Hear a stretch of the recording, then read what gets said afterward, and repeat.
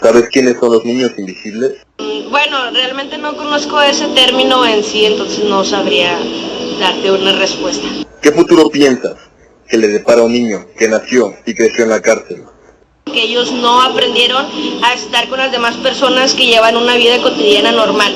No se le va a enseñar los valores o principios como se nos enseñan a nosotros afuera en la escuela. Y el que vivan y crezcan ahí no significa que no tengan la oportunidad de hacerlo afuera. Va a llegar un momento en el que van a poder aprender, sin embargo al momento de salir se van a sentir como que sacados de onda, pero de todo se aprende. Es como cuando vives en un lugar en donde no tienes el mejor de los ejemplos y sin embargo hay personas que logran salir adelante con eso. Es cuestión de no subestimar ni hacerlos menos, porque de alguna u otra forma ellos van a buscar la manera de salir de ahí. Angelitos en el infierno, algo crudo para que escuches, man.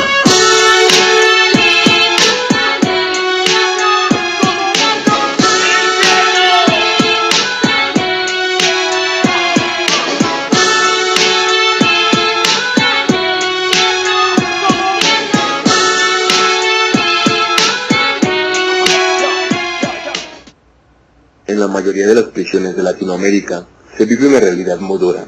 Hombres y mujeres pasan años detrás de barrotes. Uno nunca pensaría que existen niños menores de 6 años en la misma situación, pero sí lo sabe. Solo en México, alrededor de 350 menores viven en prisiones junto a sus madres. Ellos son los llamados niños invisibles y pueden vivir hasta los 6 años con ellas. Después de esto, son enviados a un hogar de acogida. Lo preocupante de la situación es que no son reconocidos por la legislación actual. Esos niños solo existen dentro del sistema penitenciario. La Constitución Política de los Estados Unidos Mexicanos no solo reconoce los derechos de la niñez, sino que impone al Estado el deber de proteger los derechos humanos establecidos en esta ley suprema, así como los tratados internacionales de que México sea parte, y que además, en el artículo 4 constitucional, se decreta que los niños y las niñas tienen derecho a la satisfacción de sus necesidades de alimentación, salud, educación y sano esparcimiento para su desarrollo integral. La Ley Nacional de Ejecución Penal, reglamentaria del artículo 18 constitucional, alude a lo referente al tiempo de estancia de los hijos de reclusas en los centros de penitenciaría, lo cual resulta ser actualmente un obstáculo para el logro del mandato constitucional descrito con anterioridad. Es decir, los niños invisibles son aquellos infantes que nacen en centros de reclusión por estar sus madres privadas de la libertad en dichos centros, por haber cometido algún delito merecedor de una pena privativa de libertad. Pero no quiere decir que los niños invisibles deban pagar con la misma penitencia por lo que cometieron sus madres, sino que los niños invisibles son personas en el territorio mexicano que deben gozar de derechos humanos y garantías de protección, tal y como lo refiere el artículo 1 de la Constitución Política de los Estados Unidos Mexicanos. Sin embargo, no se cumple con lo anterior por el simple hecho de tener una mala suerte y nacer en un centro de reclusión. Situación alarmante, porque no puede ser posible que una persona recién nazca y les sean violentados sus derechos humanos, de libertad y desarrollo integral, por mencionar algunos. Nadie se preocupa por ellos, aparte de sus madres. No hay presupuestos que vayan en su ayuda, no se mencionan en los medios, a pesar de que tienen que vivir algo que ningún niño debería. Sin embargo, existe un factor aún penoso, el de los niños invisibles, que nacen y viven con sus madres dentro de la prisión y carecen de acceso a la educación y un desarrollo ambiental y psicológico adecuados. No se trata de una terapia de shock, en donde niños de edad avanzada escarmientan con la experiencia de transitar la realidad de una prisión, sino de pequeños niños que apenas empiezan a caminar. ¿Sabes quiénes son los niños invisibles? Sí. No sabría decirte. ¿Qué futuro piensas que le depara a un niño que nació y creció en la cárcel?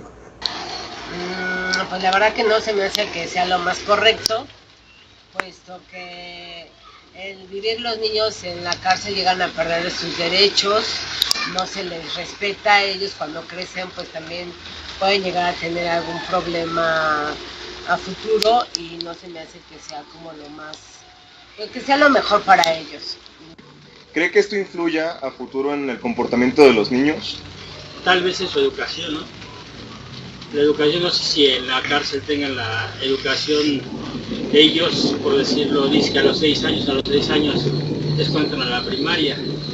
Y todo ese tiempo el kinder y todo eso, guardería, ¿no?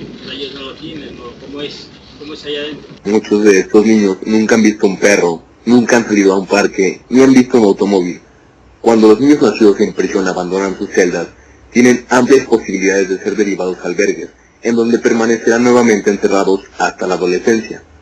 Según detalla Niño Rivera, el 80% de los niños que nacen en prisión tienen una gran posibilidad de convertirse en futuros criminales.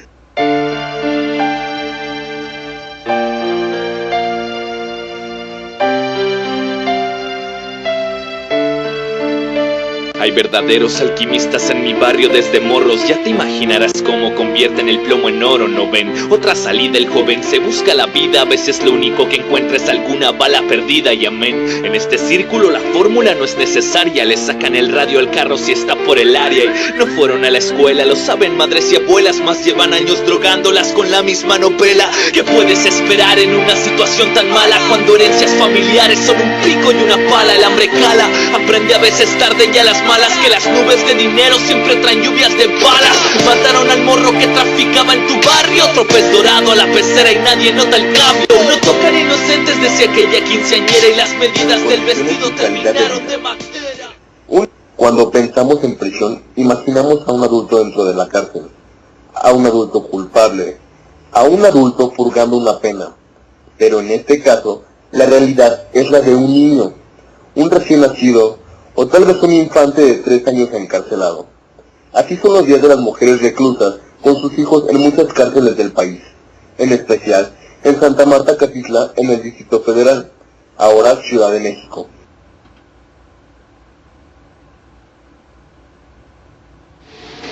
¿Por qué quiso tener a su hijo dentro del centro penitenciario en lugar de dejarlo con algún familiar? No, pues para una como madre nosotros siempre pensamos que el tener a nuestro hijo con nosotros va a ser lo mejor. Aparte, cuando ingresé al reclusorio,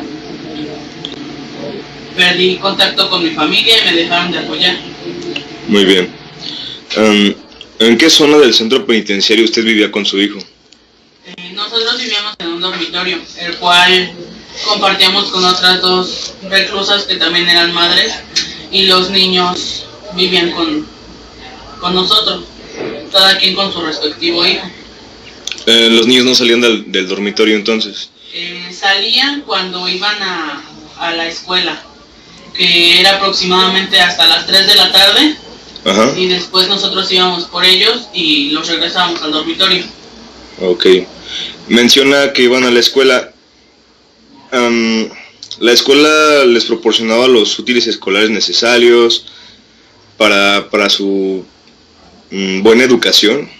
Los básicos, los útiles que no tenían, nosotros los buscábamos o reciclábamos para hacer sus materiales. Claro. ¿El ambiente de reclusión le pareció un buen lugar para que creciera el menor? Obviamente no es un lugar adecuado, ya que pues dentro del reclusorio hay mucha violencia y no es correcto para los niños. Ok. Menciona que hay, la violencia en el reclusorio. ¿Pudo notar actitudes agresivas por parte de su hijo hacia los demás niños, hacia los adultos o incluso hacia usted? No, por parte de mi hijo no, ya que yo siempre le enseñé valores, le enseñé que las cosas adentro estaban mal y que era lo bueno y lo malo, pero por parte de otros niños sí había violencia y agresividad. Ok.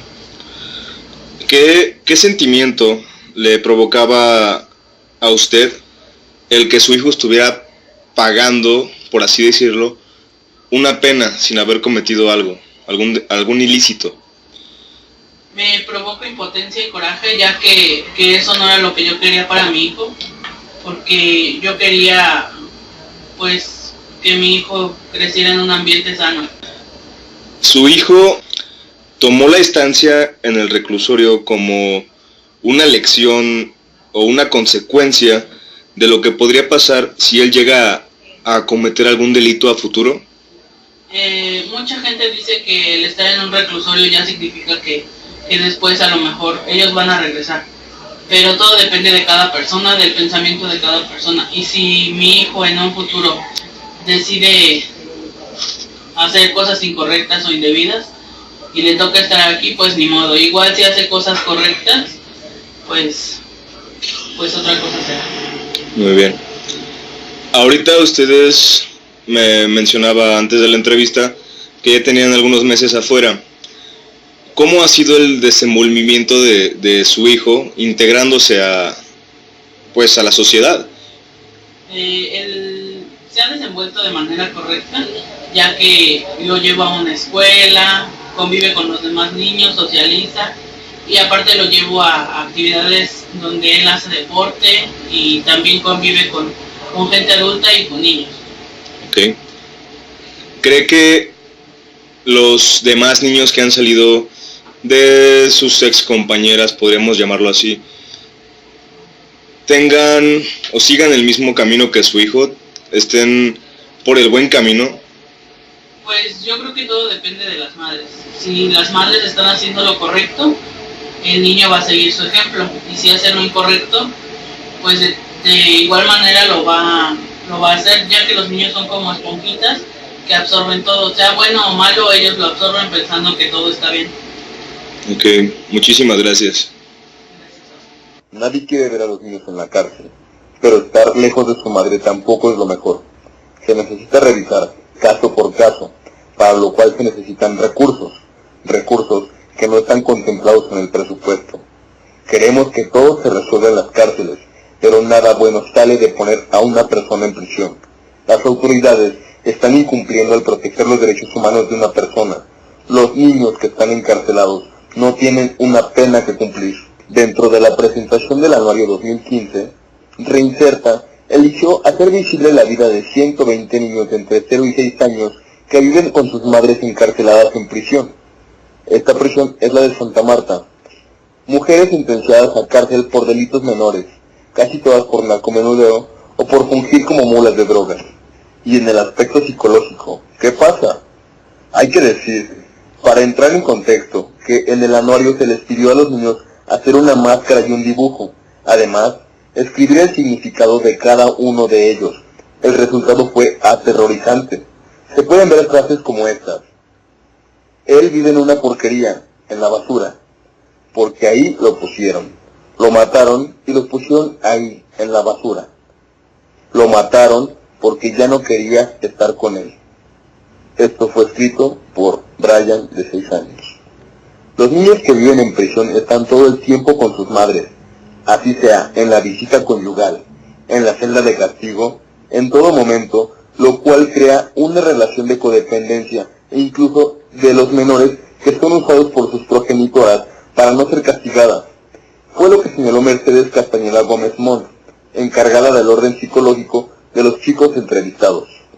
De Fundación Familiar, Fernando Campos aseguró que los niños que están en prisión no conocen un animal, nunca salen, no socializan.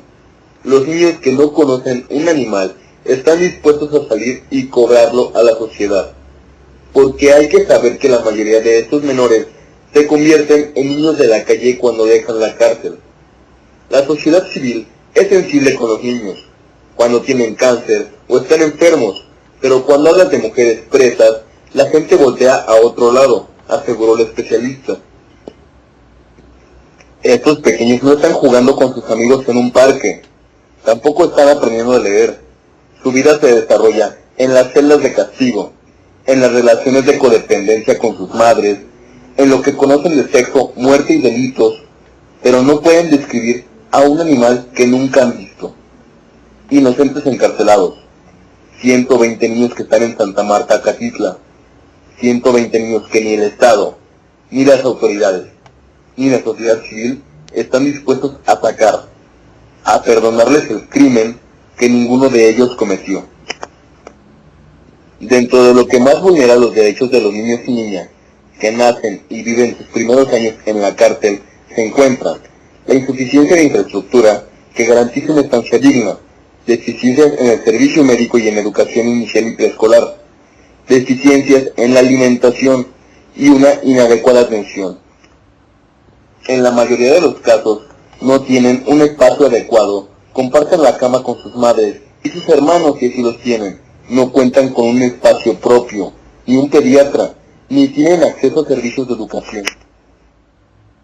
En cuanto a la alimentación, el informe especial de la Comisión Nacional de los Derechos Humanos sobre las mujeres internas de los centros de reclusión de México del año 2015 ya se había señalado que en 65 centros las internas no obtenían una alimentación especial para sus hijos, se les daba alimentos de mala calidad o insuficientes, además de restringirse el ingreso de alimentos como leche en polvo. Estas condiciones podrían tener un costo muy alto para su desarrollo físico y psicológico. Además, esta situación no termina al salir. Los niños deben enfrentarse a un mundo que no conocen y muchas veces sin apoyo familiar, teniendo que vivir en centros de menores donde sus derechos continúan vulnerándose. La gravedad del asunto no solo se centra en que estos niños no son reconocidos por la legislación actual, ya que no existe un presupuesto asignado para cubrir sus necesidades básicas. Las condiciones en las que viven estos infantes los afectan psicológicamente, convirtiéndolos en delincuentes en potencia, es decir, que las cárceles de México se están convirtiendo en fábricas de futuros psicópatas. Consecuencias de vivir en reclusorios. Las consecuencias que obtienen los niños por nacer y vivir un tiempo en algún centro penitenciario pueden explicarse a partir de la clasificación de delincuentes elaborada por Lombroso, la cual habla de criminales y criminaloides. Los delincuentes criminales están constituidos en los siguientes subgrupos. Primero, aquellos que cometen delitos involuntarios, que no son reos a los ojos de la sociedad y de la antropología, pero no por eso son menos punibles. Segundo, los autores de delitos en los cuales no existe ninguna perversidad y que no causan ningún daño social, pero que son considerables ante la ley. Algunos se cometen por necesidad o por dura necesidad. Y por último, los culpables de hurto, de incendio, heridas, duelos en determinadas circunstancias extraordinarias como la defensa del honor de la persona, de la subsistencia familiar, etc. Posteriormente están los criminaloides. Los criminaloides se dividen en 4 subgrupos. Los primeros son aquellos que un incidente los lleva al delito, sujetos con cierta predisposición, pero que no hubiera llegado al delito de no haberse presentado la oportunidad. La ocasión hace al ladrón. Los últimos 3 grupos son los que están por imitación, los que están en la cárcel y ven la ocasión para asociarse al crimen, y finalmente los que son apresados por engranajes a la ley. La diferencia entre los criminales y criminaloides radica en que para los primeros va a ser un agente endógeno lo que provoque la conducta delictiva, y para los segundos va a ser un agente exógeno lo que provocará la comisión del delito. Es decir, los criminales son delincuentes de carácter y los criminaloides serán delincuentes provocados. ¿Sabes quiénes son los niños invisibles? No, la verdad no. ¿Qué futuro piensas que le depara a un niño que nació y creció en la cárcel? Bueno, pues pienso que esos niños han de sufrir tantas carencias. Un niño desnutrido con piojos en el pelo, el pez por hambre es que muerde el anzuelo, nunca tuvo lonche y siempre durmió en el suelo. Que cuando abandonen el reclusorio puedan desquitar toda esa frustración que traen por estar rodeados de todo tipo de gente y por el ambiente en el que se desenvuelven, ya que todo ese sufrimiento yo digo que no puede caber en una mente. Planes malignos dentro de la cabeza. Y como ellos tienen esa noción de vivir con violencia, puede que pues ellos sean agresivos con la demás gente en un futuro. Por la puta humillación ya nadie lo va a parar. Morir matando es la ley. Bajo ese tenor, vamos a colocar a los niños invisibles en un principio como criminaloides, debido a su mala fortuna de haber nacido en prisión y pasar una etapa de su vida, la niñez, aprendiendo técnicas delictivas. Tomando en cuenta que los niños en general actúan como esponjas de sus padres, vamos a atender la segunda característica del Lombroso para los criminaloides. La imitación va a ser la base del desarrollo del carácter del niño invisible. Los niños invisibles son puestos en una situación apartada de la educación escolar, y allegada a la educación de la criminalidad. Posteriormente, los niños invisibles pueden ser colocados bajo la clasificación lombrosiana de criminales, porque al vivir en un lugar deplorable, al llevar una alimentación putrefacta e incluso nula, se pueden generar cambios patológicos. Estos pueden caer en depresión, pueden volverse muy violentos al ser separados de su madre en el momento en que tengan que irse a casa con algún familiar. Podemos concluir que los niños invisibles tienen la noción de una niñez normal opuesta a la de un niño libre de nacimiento. El niño invisible crece con la ideología de que la violencia es algo común, de que las groserías son el lenguaje básico, de que las peleas son un juego y, peor aún, de que acuchillar a alguien es un acto de respeto. Total no es tu problema, viejo.